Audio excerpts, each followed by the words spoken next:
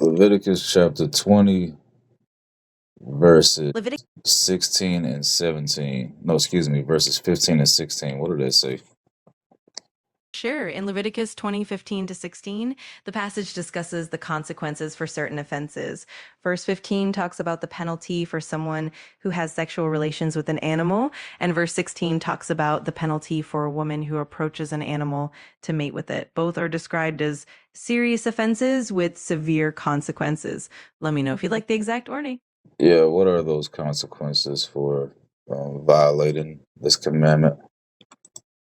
In Leviticus 20:15, the consequence for someone who has sexual relations with an animal is that both the person and the animal are to be put to death. In verse 16, the penalty for a woman who approaches an animal to mate with it is also death for both the woman and the animal. These laws highlight the seriousness with which these offenses were viewed in that context. Okay. And when we look at the Talmud, um, Absolutely. When we look at the Talmud, it often provides additional context around these biblical laws. The rabbis in the Talmud often delve into the nuances, the reasons behind the laws, and the broader ethical principles. If you're curious about a particular aspect or interpretation, I'd be happy to dive into that as well. yeah, it says in Yevamot, we learned that according to Rabbi Shimi Bar Hayah, a woman who had relations with an animal may marry a Kohen. What is a Kohen? The Kohen in Jewish tradition refers to a member of the priestly family descended from Aaron, who was the brother of Moses. Kohanim, plural for Kohen, have special roles and responsibilities in religious rituals, including leading certain prayers and performing temple services. There are also specific marriage restrictions and rules regarding Kohanim. So that context is definitely important when exploring these interpretations. Okay, so if we take this into account, apparently the priestly or the Levites are allowed to marry a woman who has had relations with an animal, according to the Talmud and this rabbi. Yes, exactly. The Talmud does contain various discussions and interpretations that sometimes differ from the straightforward biblical text. In some instances, certain opinions, like that of Rabbi Shimi Bar Hia, do suggest more leniency for Kohanim in specific cases.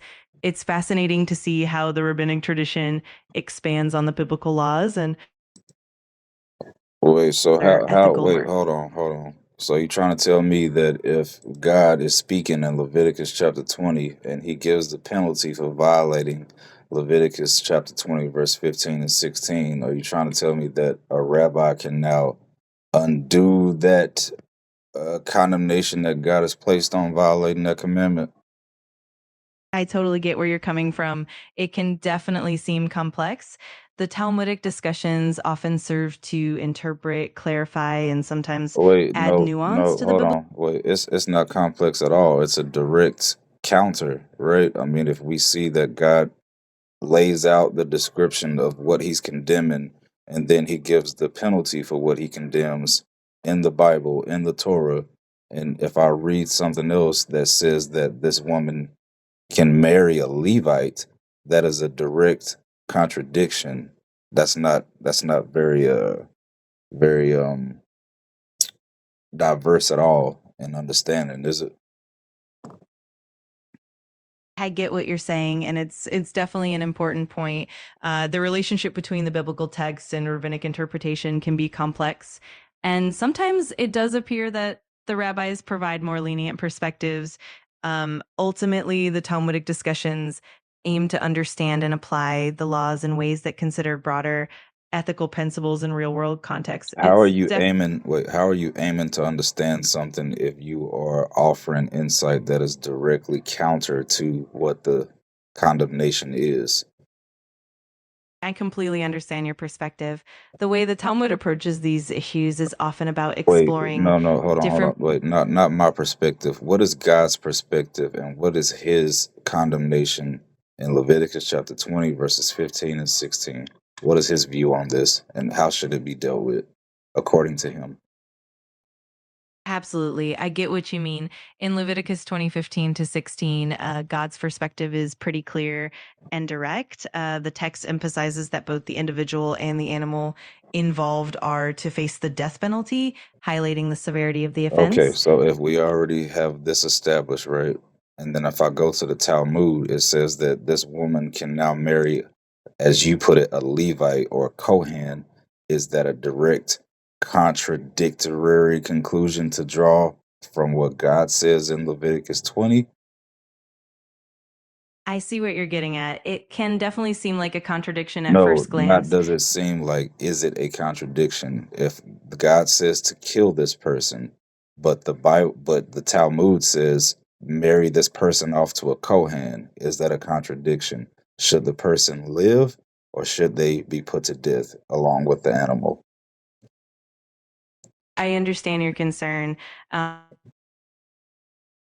Of rabbinic interpretation versus the direct biblical text. The rabbis often aim to balance justice with mercy and provide more. Is it the rabbi's place to try to balance justice and mercy when God has placed a judgment on an act?